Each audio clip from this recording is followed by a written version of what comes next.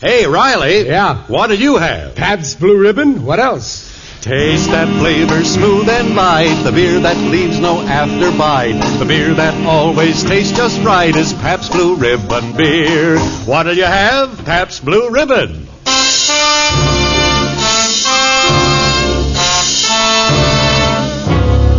Internationally famous Pabst Blue Ribbon, finest beer served anywhere, proudly presents The Life of Riley, starring William Bendix as Riley.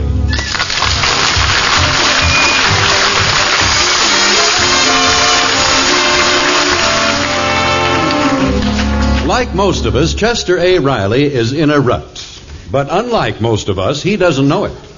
And he'd probably have been content to remain in his not-too-comfortable little rut if something hadn't occurred a few weeks ago that jarred him out of it and almost changed the whole course of our hero's humdrum life. It all began innocently enough. Riley had just come home from work. Oh, is that you, dear? Sure, it's me. It's always me. Who was you expecting, your lover? What's the joke? Well, don't you get it? I said, who was you expecting, your lover? But you ain't got a lover, of course. Well, what are you laughing at? It ain't that funny. I don't see the joke. You wouldn't. Now, wait a minute. Oh, relax. I'm only kidding. Oh, you better be. Just remember, I'm the only lover you got, and that's no laughing matter. No, it certainly isn't.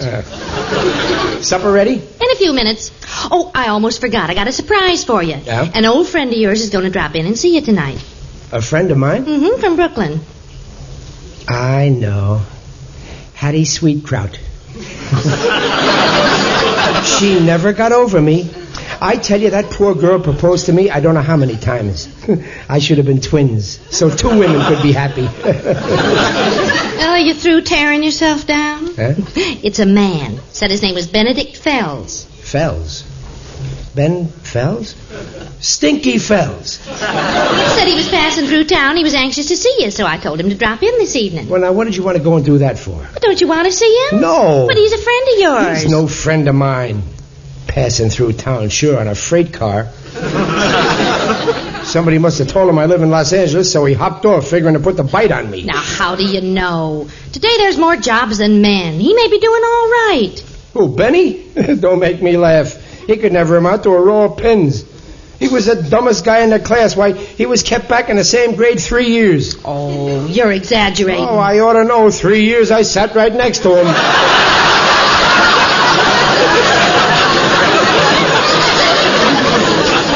Hasn't got a nickel to his name. You have to go and invite him here. Well, how should I have known? All right. It's done. No sense arguing about it. It'll cost me a couple of bucks. I'll give him a fast brush. I can't stand a moocher. Peg, you better let me have $2 so as I can get... All right. But he's not here yet, so sit down and eat. Oh, all right. Where's the kids? Oh, they ate earlier. Oh, I'm starved. Sit down and start, dear. Start? Well, where's the appetizer?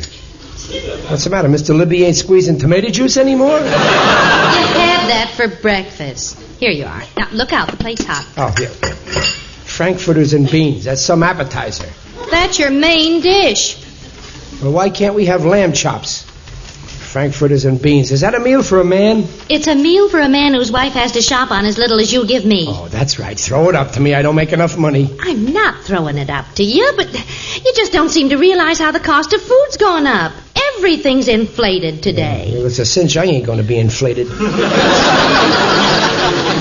a couple of measly Frankfurters inside of me. Well, if you just give me more money Where to am shop... I going to get it? The Bank of America has very thick walls. Well, I'm sorry, dear. I shouldn't nag you. I went into business for myself, didn't I? But you made me go back to my job. Oh, some business. Standing on a street corner selling yo-yos. Eat your supper. Hey, Pop, I think your friend's here. Oh, Benny? Hey, you see, I told you he's a chiseler. You told him to come this evening? He times it exactly for supper time. Am I glad we're not having lamb chops? Well, ask him in, Junior. He's just getting out of his Cadillac. Boy. Oh, now he's coming up the walk. Hold it. Did you say Cadillac? Yeah, and it's a beaut. If Stinky came here in a Cadillac, then he must have stole it. Stinky with a Cadillac. Can't be. It's impossible. out of the question. Stinky? No, not Stinky. It's ridiculous. Stinky Fells? Chester Riley after all these years. Hello, Mr. Fells, sir. Mr. Fells, it's your old pal Benny. Put her there, kid. Oh, well, how are you, Benny? Great. This your wife? Yeah. Peg, this is my old friend, Mr. Fells. It's a pleasure, Mrs. Riley. I'm pleased to meet you, Mr. Fells. Oh, call me Benny. After all, Riley and I are friends from way back. Went to school together. I'm in Los Angeles for a few days on business. I remembered you were living here, Riley. I made up my mind I wasn't going to leave till I looked you up. Well, that's swell, Benny. Well, what are you doing these days? I'm with the government. Government? Yes, I've been knocking around Washington for the last 20 years. Gee, I never figured you'd wind up in the government. I didn't either. When they kicked me out of school, I just bummed around. Wasn't getting anywhere. Yeah, well, what changed your luck? I got married. Oh, I got married, too. Then a couple of kids came along. Yeah, I got a couple of kids, too. Then I figured it's time to start making good. Oh. I got a couple of kids, too. Well, that's fine, Riley. Well, I took a civil service exam. I'd never passed it if my wife hadn't coached me. Yeah. Luckily, I got through, got a job in Washington with the CCC. I stayed there a while, then went with the WPA, then to the RFC, the AAA. Then I was appointed head of the POB, and during the war I was with the OPA till I switched over to the OPS. And what have you been doing all these years, Riley? Me? I've been in the RUT.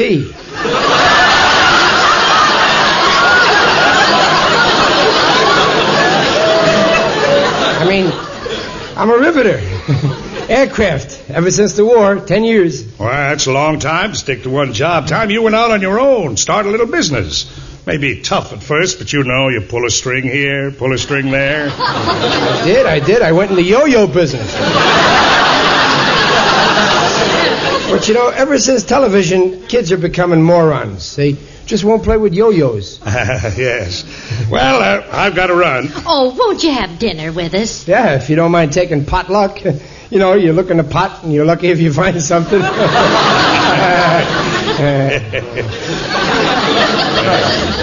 No, thank you, Riley, but I've got a date. The boys in the local office are throwing me a beefsteak dinner.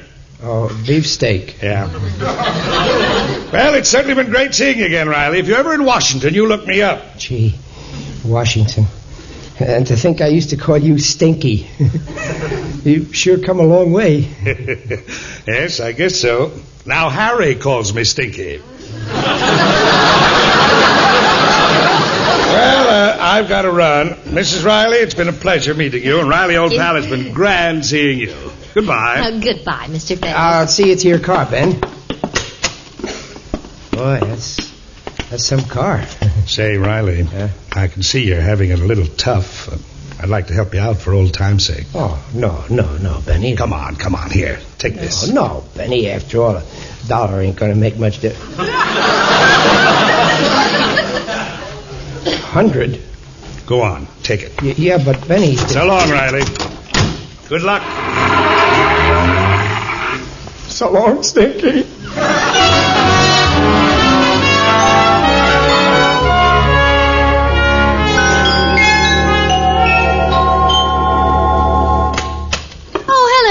Hi. Hi, Daddy. Hiya, Pop. Heard you're late. We got lamb chops for supper. Ah, lamb chops. Well, I don't understand you. Why, yesterday... Get a load of this, Peg. Oh, what are all those books, Daddy? Elementary geometry, revised algebra, American history, and physical geography. Well, what did you do, Pop? Find these on the bus? Junior, I bought these books. What on earth for? For this? Oh, what's that? There. Let's see. Requirements for civil service examination candidates. Yep, I'm taking the civil service exam. Oh, you, Daddy? You're going to study all those books? That's right. Go ahead, laugh at me. A fine family I got. A guy tries to improve Now, himself Babs, and... Junior. Now, stop it this instant. Don't make fun of your father like that. Now, dear, what's this all about? Well, I'm going to take a civil service exam and get a job in Washington. Oh, now, Riley. Well, why not me?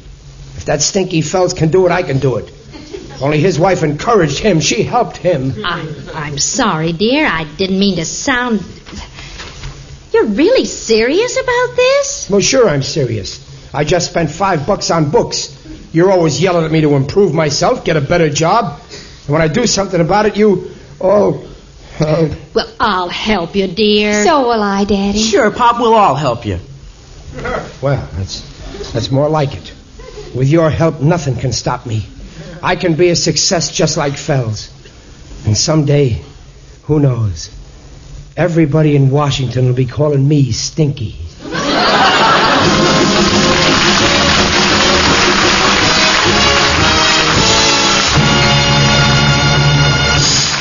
You have just heard the first act of The Life of Riley, starring William Bendix as Riley. But now, here's an important question. What'll you have? Pabst Blue Ribbon. What'll you have? Pabst Blue Ribbon. And there is a mighty timely question. With the opening day of the 1951 baseball season coming next week, the baseball season's now beginning, and what goes swell with any inning? Why, Pabst Blue Ribbon, naturally, so smooth, so right for you and me. What'll you have? Pabst Blue Ribbon. What'll you have? Pabst Blue Ribbon. What'll you have? Pabst Blue Ribbon. Pabst Blue Ribbon beer. Finest beer served anywhere.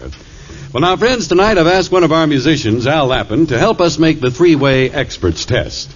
And say, how about you at home joining in, making the test right along with us, huh? Well, now, Al, here's a glass and a cold bottle of the #1 international favorite, Pabst Blue Ribbon. Go ahead, pour. You picked the right guy, Harry. Oh, boy, listen to that. All right, now here we go. Test #1. See that clear color, that creamy head. Boy, that really is clear. You said it, Al. Now, here's test #2. Sniff it. Go ahead, sniff it. Get a whiff of that fragrant Blue Ribbon blend. Huh?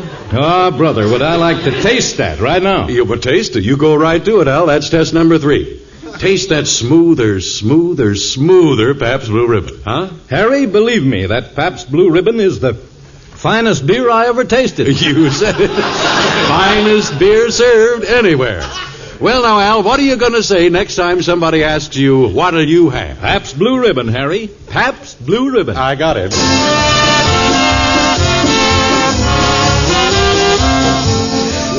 And now back to The Life of Riley, starring William Bendix as Riley with Paula Winslow.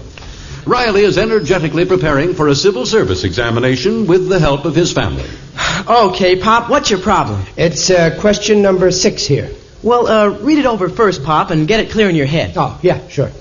Let's see. A farmer sells 2 bushels of apples at X dollars a bushel. The next day he sells 3 bushels of tomatoes for 1/3 the price of the apples. The day after he sells 1.5 bushels of potatoes for 4/5 the price of the tomatoes. With the money received, he buys 3 gallons of kerosene and 6 bags of fertilizer at $4 a bag. What's the price of the apples?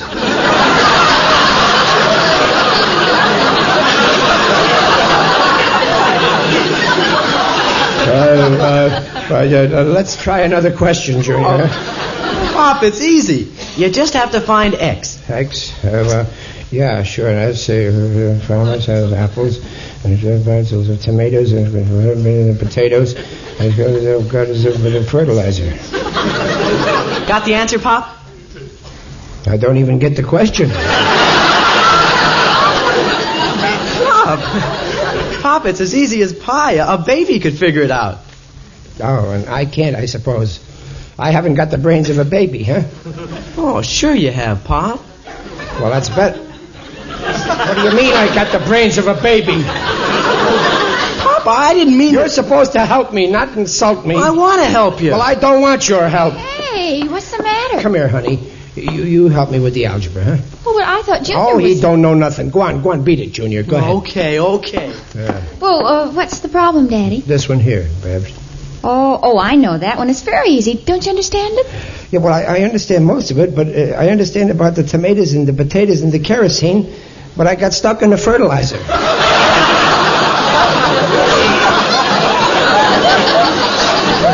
Daddy, you have to find X. Now start off this way. Let X equal the apples. Why? Well, because that's the unknown quantity. What is? The number of apples. What apples? Oh, Daddy, use your brain. Again with the brain. I'm sick and tired of hearing these cracks about my brain. What's all the yelling about? A fine pair of kids we got. We sent them to school for an education. They don't know a thing. Babsy. Mother, I was just trying to help. I don't need your help. But, Daddy, All right. Never mind, Babsy. Run along. I'll help your father. Well, all right. Thanks, Peg. Well, now, what's the problem? This one. This one, huh? Yeah. A farmer sells 2 bushels. No, never mind that one. I got that one pretty well licked. All I have to do is get the answer to that one. But, dear. Well, let's try the next one. All right. Let's see now. A rancher has a herd of cattle consisting of 12 cows and 1 bull. The total weight of the herd is 11,740 pounds. He takes the herd to market where he sells 3 cows at 30 cents a pound and receives $412, 4 cows at 35 cents a pound and receives $560, and the remaining cows at 27 cents a pound and receives $1,312. He returns home with the bull, but on the way, the bull breaks a leg and he's forced to shoot the bull.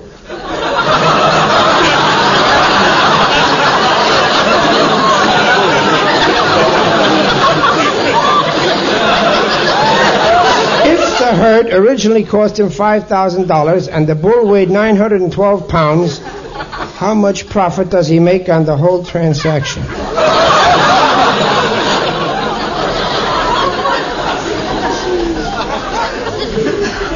I don't care if he don't make a nickel.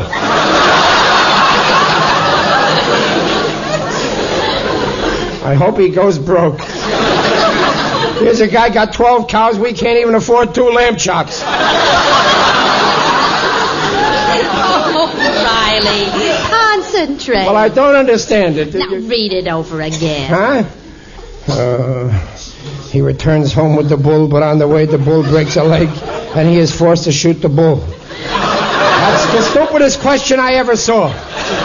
If I'm preparing myself so I can get a job in Washington, why do I have to know about shooting the bull?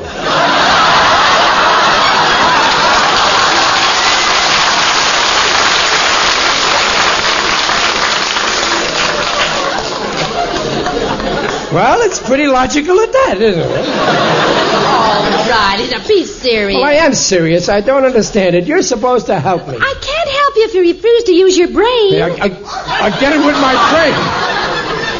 You want to help me pass, yes or no? Yes. Well, then leave my brain out of it.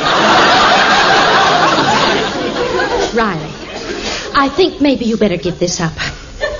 Give it up? Yes. After all the studying I done staying up to 2, 3 o'clock in the morning, and now when I'm ready to take the examination tomorrow, you want me to give it up? But you're not ready for the exam. I am so ready. You're not. Now, you'll fail. You can take the exam next time. No, I'm taking it tomorrow. My head is made up. Oh, but Riley, dear, Some wife. Mrs. Stinky Fells didn't say to her husband the night before the exam, give it up. No, she encouraged him. That's why today she's got a husband who gives her a beautiful home, mink coats, cars, jewels. But you're stuck with me. And you deserve it.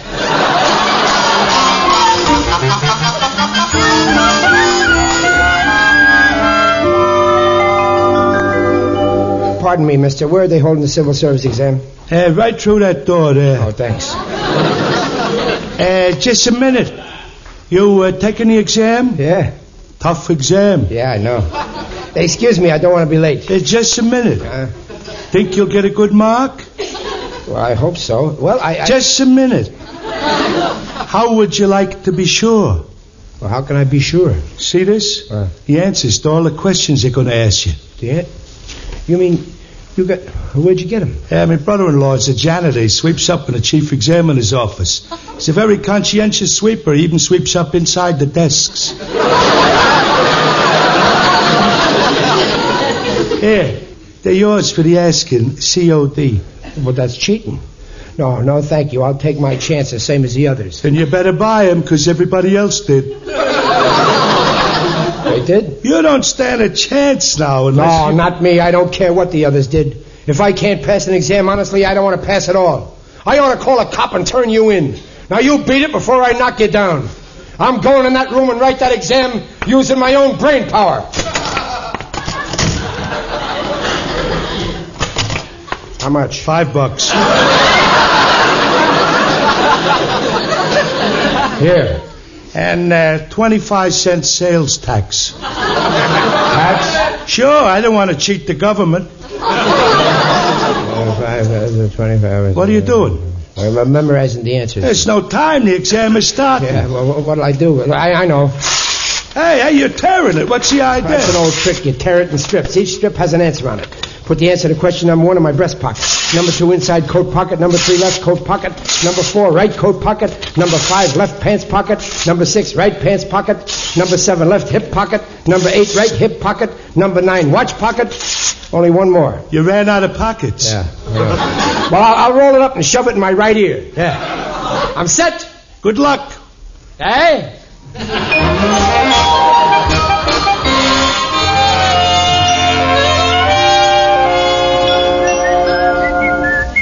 Oh, newspaper. Is this your paper on the bench, mister? Yeah, I'm finished with it. Help yourself. Oh, thanks. Nothing like saving 7 cents. You can buy 2 cents worth of meat for 7 cents. Yeah, sure nice here in the park. I've been cooped up for a month studying for an exam, and last week I took it. Civil service exam fraud exposed. Oh, civil service examiners revealed today that answers to questions were sold to candidates in a recent civil service exam. The seller of the answers made a full confession. Names of candidates were not revealed, pending further investigation by the FBI. Oh. Hey, mister, you sick? You're turning green. Yeah. I didn't want to cheat, but I made up my mind I was going to be a success. Well, good luck to you. Well, how'll I face Peg and the kids? Look, I only gave you the newspaper. I don't want to get involved. Yeah, well, I'm only getting what I deserve. You can't get ahead by cheating. Remember that. Look, leave me alone. I'm sitting here quiet in the park. You don't want to cheat? Don't cheat. Now he tells me.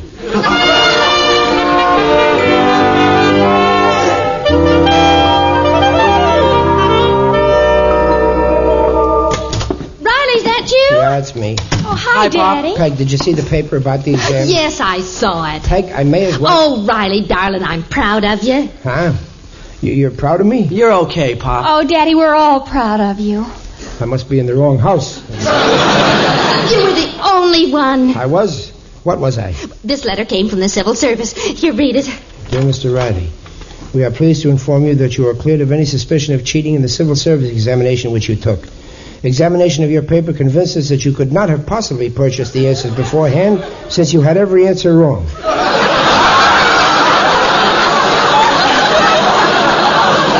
Wrong. Go on, Riley. Your paper was marked 0. However, since every other candidate was disqualified for dishonesty, you were first in the class. We are placing your name on file pending the first available opening. I made it. There, you see, Junior, honesty always pays. But you got 0, Pop. Honesty and stupidity always pays. I mean, well, what's the difference? I made it. Yeah, but there's something wrong. I don't see how I could have gotten every answer wrong. Well, that's impossible. Oh, they sent your paper back, Daddy. Let's have a look at it, and you'll see where you went wrong. And now let's take the first question. Name the President of the United States who was known as the Great Emancipator. And you wrote Afghanistan. And the second question was, which country bounds India on the northwest? And you said Abraham Lincoln. I did? Well, don't you see what you did? The answer you have for the second question is really the answer to the first question. And the answer you gave to the first question is really the answer to the second question. Oh, I see. I had the right answers, but the wrong pockets. What do you mean, the wrong pockets? Well, nothing. Did I say pockets? You certainly did, and it's a very strange thing to say. What do you mean you had the right answers in the wrong pockets? What, it's just an expression like George, you know. Riley?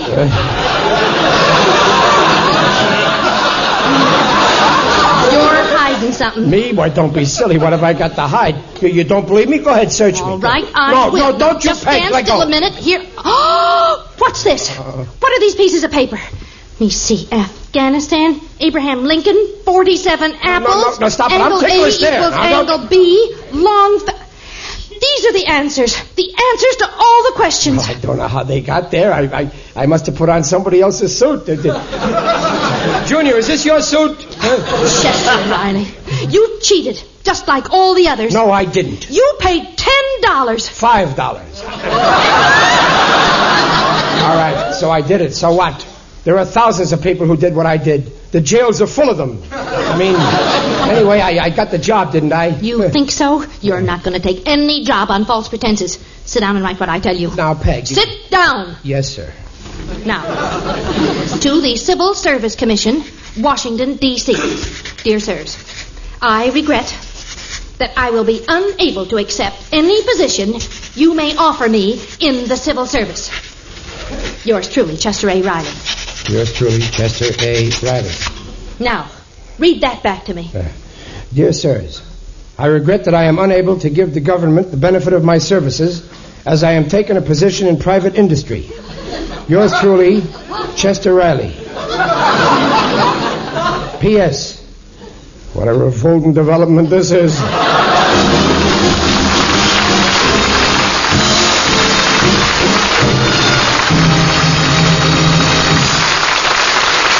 Rileys will be back in just a moment.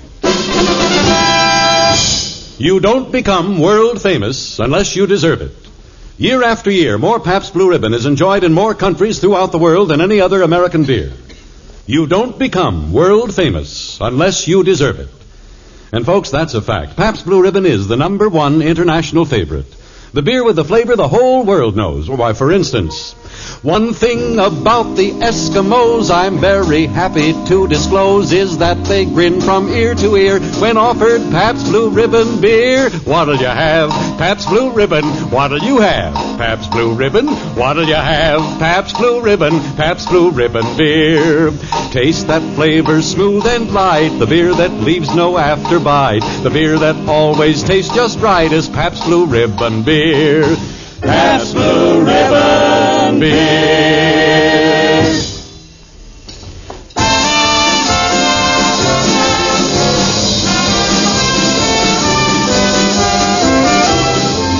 And if you ever do a thing like that again, Chester... All right. That's enough. You say I was wrong. I admit I was wrong. That's the end of it. I was wrong. But I still say I was right. What did I do that was so terrible? I was weak, that's all. I'm only human, so I was weak. If I had weak legs and a man offered me a crutch, wouldn't I take it?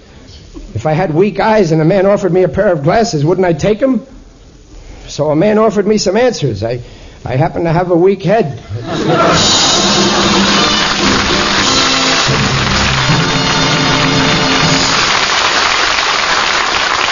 Well, Riley, congratulations. Not everyone can pass civil service exams with a 0. Oh, it was nothing, Harry, nothing. Well, now, before you go here, I have one more problem. Oh, huh? Suppose you have 6 bottles of Pabst Blue Ribbon in the icebox. Mm-hmm. Then 4 of your thirsty friends arrive. You, being a perfect host, serve them each a bottle. Mm-hmm. Now, how many does that leave? 6, 4, 7, none. Wait. I'll help you a little. Here. You had 6 bottles to start with. Yeah. You served 4. Now, what'll you have? None. I just had those last 2 bottles of Pabst Blue Ribbon myself. Finest beer served anywhere.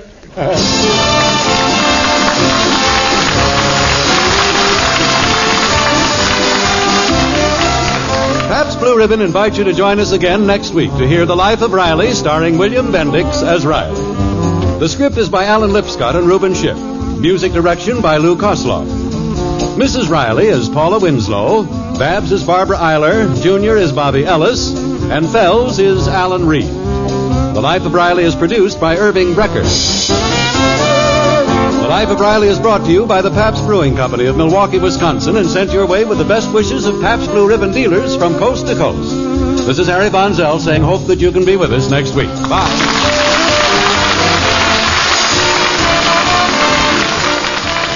Hear the hit tunes tomorrow on your Hit Parade. It's on NBC.